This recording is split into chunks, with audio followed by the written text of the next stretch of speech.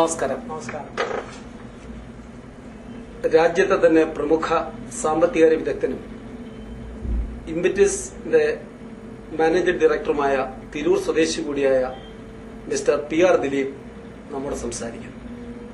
ആനുകാലിക സാമ്പത്തിക വ്യവസ്ഥയെക്കുറിച്ച് സാമാന്യ കാര്യങ്ങളാണ് അദ്ദേഹവുമായി പങ്കുവയ്ക്കുന്നത്. അതിലേക്ക് നമുക്ക് കടക്കാം.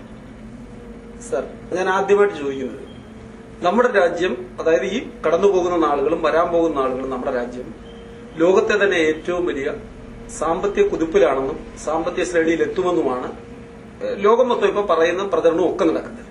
ഇതേ സാഹചര്യത്തിൽ തന്നെ ഇന്ത്യൻ റുപ്പിയുടെ അല്ലെങ്കിൽ ഇന്ത്യയുടെ പണത്തിന്റെ മൂല്യം തകർന്നുകൊണ്ടിരിക്കുന്നു.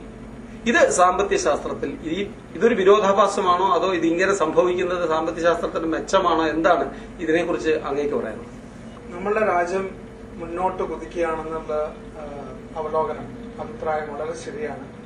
അതിന് ഒരു മേജർ കാരണം എന്താ വെച്ചാൽ ഇന്ത്യയിലത്തെ പോപ്പുലേഷൻ 120 കോടിയിലധികം ജനങ്ങളുള്ള രാജ്യമാണ് നമ്മുടെ ഇന്ത്യ. ഇതിൽ ഓൾമോസ്റ്റ് 50% പോപ്പുലേഷൻ ആവറേജ് 27 വയസ്സിന്റെ ആവറേജ് ഏജിലാണ്. അപ്പൊ ഈ 27 വയസ്സുള്ള ഓൾമോസ്റ്റ് 60 കോടി ആൾക്കാരാണ് ഈ രാജ്യത്തുള്ളത്. ഇത് ചിലപ്പോ ഒരു ഭൂഖണ്ഡത്തിന്റെ തന്നെ ഒരു പോപ്പുലേഷന്റെ സൈസാണുള്ളത്. അമേരിക്ക ആണെങ്കിലും ജപ്പാൻ ആണെങ്കിലും അല്ലെങ്കിൽ യൂറോപ്യൻ രാജ്യങ്ങളാണെങ്കിലും അവിടെയൊക്കെയുള്ള വർക്കിംഗ് ഏജ് പോപ്പുലേഷൻ നോക്കുകയാണെങ്കിൽ, അതായത് ജോലി ചെയ്യാൻ മെന്റലി ആൻഡ് ഫിസിക്കലി ഫിറ്റ് ആയിട്ടുള്ള പോപ്പുലേഷൻ നമ്പർ എടുക്കുകയാണെങ്കിൽ നമ്മൾ എത്രയോ മടങ്ങ് നമ്മൾക്ക് വർക്കിംഗ് ഏജിലുള്ള പോപ്പുലേഷൻ ഇന്ത്യയിലുണ്ട്. അപ്പോൾ ഇനി ഒരു 20-25 വർഷം നമ്മളുടെ ഈ 50 കോടി ആൾക്കാർ, 27 വയസ്സ് ആവറേജ് വയസ്സുള്ള ആളുകൾ ഇവിടെ തന്നെ ജോലി ചെയ്യുന്നു, ഇവിടെ തന്നെ സമ്പാദിക്കുന്നു. അവരുടെ കൺസംഷൻ, അവര് വിറ്റഴിക്കുന്ന അല്ല വാങ്ങുന്നതും ഇവിടുന്ന് തന്നെയാണ്. അപ്പൊ ഇന്ത്യയുടെ സാമ്പത്തിക അവസ്ഥയുടെ അടിത്തറ ഈ വലിയൊരു പോപ്പുലേഷനാണ്, ഈ വലിയൊരു യങ് പോപ്പുലേഷനാണ് നമ്മളുടെ അടിത്തറ. അപ്പോൾ ഇന്ത്യ മുന്നോട്ട് കുതിക്കുന്നു എന്നത് വളരെ ശരിയാണ്. ഇതിലെ വ്യതിയാനങ്ങളെല്ലാം വരാം, പക്ഷെ മുന്നോട്ട് തന്നെയാണ് അടുത്ത 25-30 വർഷം. പിന്നെ സാറിന്റെ നെക്സ്റ്റ് ക്വസ്റ്റ്യൻ ഇന്ത്യൻ റുപ്പിയെ പറ്റി. ഇത് തമ്മിൽ രണ്ടും കൂടി എങ്ങനെയാണ് ലിങ്ക് ചെയ്യുന്നതെന്നാണ് എന്റെ സംശയം. ഈ ഷോർട്ട് ടേമിൽ ഇത് തമ്മിൽ വലിയ കണക്ഷൻ ചെയ്യാൻ പറ്റില്ല, കോറിലേറ്റ് ചെയ്യാൻ പറ്റില്ല. പക്ഷെ ഇന്ത്യൻ റുപ്പി എന്തുകൊണ്ട് ഇപ്പോ ഡിസംബർ 2011 54.30 വന്നു? അതായിരുന്നു ലോവസ്റ്റ് ലെവൽ. ഇപ്പൊ അത് ക്രോസ് ചെയ്തിട്ട് 54.74 ആണ് ഇന്നത്തെ റുപ്പി ഡോളർ എക്സ്ചേഞ്ച് റേറ്റ്. ഇതിന് കാരണം എമർജിംഗ് മാർക്കറ്റ്സ് ആണ്. ഡെവലപ്ഡ് മാർക്കറ്റ്സ് കഴിഞ്ഞാൽ ബ്രസീൽ, റഷ്യ, ഇന്ത്യ, ചൈന ഇങ്ങനത്തെ എമർജിംഗ് കൺട്രീസിൽ ഗ്ലോബൽ സിറ്റുവേഷൻ അൺസർട്ടനിറ്റി വരുമ്പോൾ എമർജിംഗ് മാർക്കറ്റ്സിന്റെ കറൻസി അനിശ്ചിതാവസ്ഥ വരുമ്പോൾ മറ്റുള്ള ഈ എമർജിംഗ് മാർക്കറ്റ്സിലെ കറൻസികൾ വീക്കാവുന്ന സാധാരണയാണ്.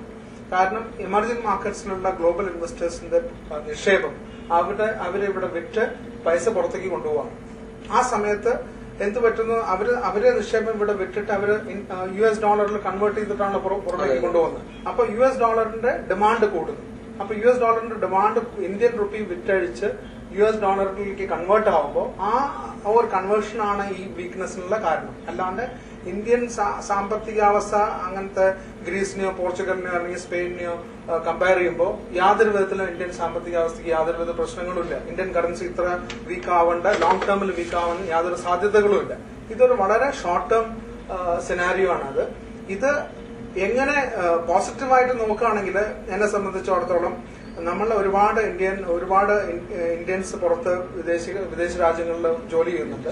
അവർക്കൊക്കെ ഇന്ത്യയിലേക്ക് നിക്ഷേപം കൊണ്ടുവരാനുള്ള ഒരു നല്ല സാധ്യതയാണ്. കാരണം കൺവേർഷൻ റേറ്റ് വളരെ നല്ല കൺവേർഷൻ റേറ്റ്സ് കിട്ടും. അപ്പോൾ ഇവിടെ മറ്റുള്ള നിക്ഷേപങ്ങൾ ഇപ്പൊ അവർ ഇൻവേർട്ട് റെമിറ്റൻസ് ചെയ്യുകയാണെങ്കിൽ മറ്റുള്ള നിക്ഷേപങ്ങൾ അവർക്ക് സുഖമായിട്ട് ചെയ്യാൻ നല്ല കൺവേർഷൻ റേറ്റും കിട്ടും. ആ സാധ്യതകൾ വളരെ കൂടുതലാണ്. അപ്പോൾ ഇന്ത്യൻ റുപ്പി ഈ വീക്ക്നെസിന്റെ ഒരു പോസിറ്റീവ് സൈഡാണ് ഞാൻ പറയുന്നത്.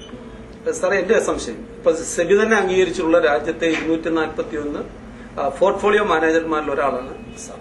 ഇപ്പൊ ഈ പണത്തിന്റെ മൂല്യശോഷണം ഒരു പരിധിവരെ മറ്റൊരു വിഭാഗം നല്ലതാണെന്ന് പറയുമ്പോഴും സാധാരണക്കാരന്റെ ജീവിതത്തെ ഇത് എങ്ങനെയാണ് ബാധിക്കുന്നത്? അതാണ് സാധാരണ ഇന്ത്യയെ സംബന്ധിച്ചിടത്തോളം നമ്മൾ നേരത്തെ പറഞ്ഞ 120 കോടി ജനങ്ങളുണ്ട്. അതിൽ ഈ ഒരു 10-20 കോടിയാണ് മുകൾത്തട്ടിൽ ക്രീമി ലെയർ എന്ന് പറയാം. ബാക്കി വരുന്ന ഏതാണ്ട് 100 കോടിയുള്ള ജനങ്ങളിൽ ഏതാണ്ട് 80 കോടിയെങ്കിലും താഴേക്കിടയിലുള്ളവരാണ്. അപ്പൊ ഇവരെ ഈ പണത്തിന്റെ ശോഷണം അല്ലെങ്കിൽ നമ്മുടെ ഈ മൂല്യത്തകർച്ച എങ്ങനെ ബാധിക്കും?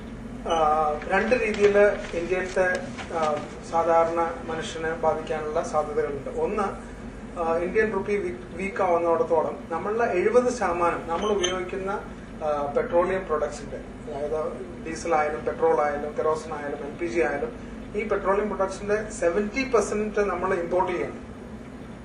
ആ ഇമ്പോർട്ട് ചെയ്യുമ്പോൾ നമ്മൾ ഇറക്കുമതി ചെയ്യുമ്പോൾ അത് നമ്മൾ ഇന്ത്യൻ റുപ്പിയിലാണല്ലോ, US ഡോളറിലാണല്ലോ പേ ചെയ്യുന്നത്. അപ്പൊ നമ്മുടെ ഇന്ത്യൻ റുപ്പിയുടെ മൂല്യം കുറയുമ്പോൾ നമുക്ക് അധികം പൈസ കൊടുക്കേണ്ടി വരുന്നു. അപ്പൊ ഇവിടെ പെട്രോളിയം പ്രൊഡക്ട്സിന്റെ വില കൂടാനുള്ള സാധ്യതകളുണ്ട്. കാരണം നമ്മുടെ ഇന്ത്യൻ റുപ്പിയുടെ മൂല്യം കുറയുന്നു. അപ്പൊ അത് നമ്മൾ ഡയറക്റ്റ് ആയിട്ട് ഇമ്പാക്ട് ചെയ്യാനുള്ള ഒരു സാധ്യത ഒന്ന്. രണ്ടാമത്, ഇന്ത്യ കഴിഞ്ഞ കുറച്ച് മാസങ്ങൾ വരെ ഇന്ത്യ ലോകത്തെ ഏറ്റവും വലിയ സ്വർണം വാങ്ങിക്കൂട്ടുന്ന ഒരു രാജ്യമാണ്. ഇപ്പോ ചൈന ഇന്ത്യയെ ഓവർടേക്ക് ചെയ്തിട്ട്.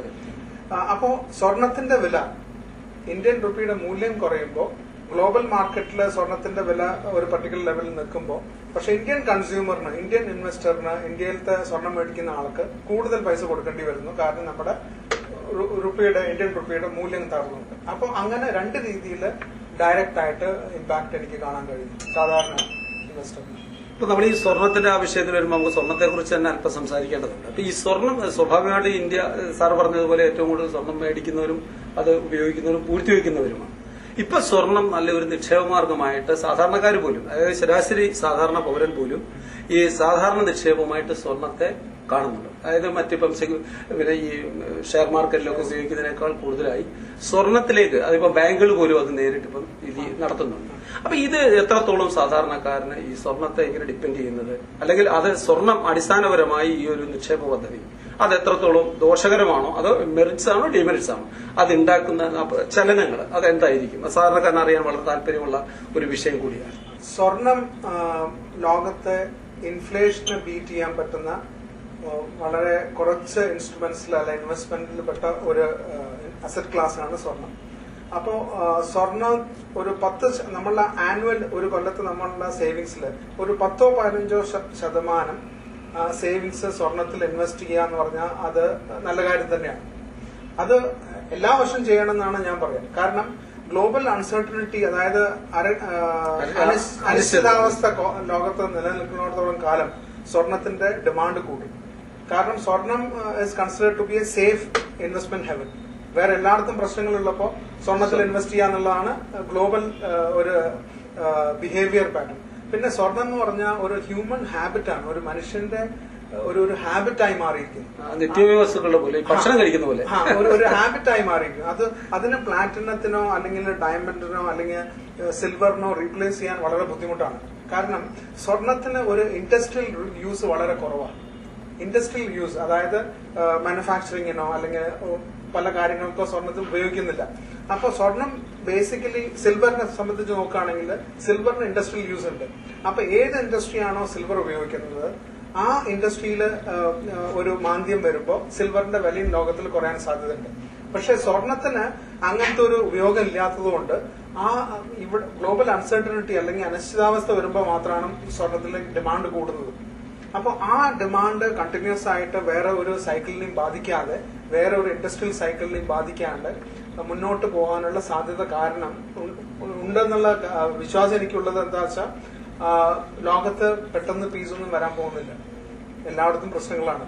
അപ്പൊ ആ പ്രശ്നങ്ങൾ ഉള്ളിടത്തോളം സ്വർണത്തിന് അപ്രീസിയേഷൻ ഉണ്ടാവും.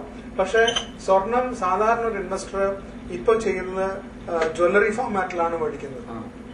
അത് എത്രത്തോളം ശാശ്വതമാണെന്ന് ഒരു ചോദ്യമുണ്ട്, ഒരു ചോദ്യചിഹ്നമുണ്ട്. തീർച്ചയായിട്ടും. കാരണം ഇപ്പൊ ഞാൻ എന്റെ മകൾക്ക് വേണ്ടി ഞാൻ ഒരു സ്വർണ്ണാഭരണം മേടിച്ചു വെക്കുകയാണെങ്കിൽ അവളുടെ കല്യാണം ചിലപ്പോൾ 5, 8, 10 കൊല്ലം കഴിഞ്ഞ് നടക്കുമ്പോൾ ഞാൻ മേടിച്ച ജ്വല്ലറി ചിലപ്പോൾ അവൾക്ക് ഇഷ്ടമാവാതെ വേറെ പുതുതായിട്ട് വാങ്ങും. അപ്പൊ അതിലൊരു ഒരു ലോസ് ഇല്ലേ, കാര്യങ്ങളൊക്കെ. അപ്പൊ അത് എനിക്കൊരു 10, 20, 30% അവിടെ ലോസ് വരാൻ സാധ്യതയുണ്ട്.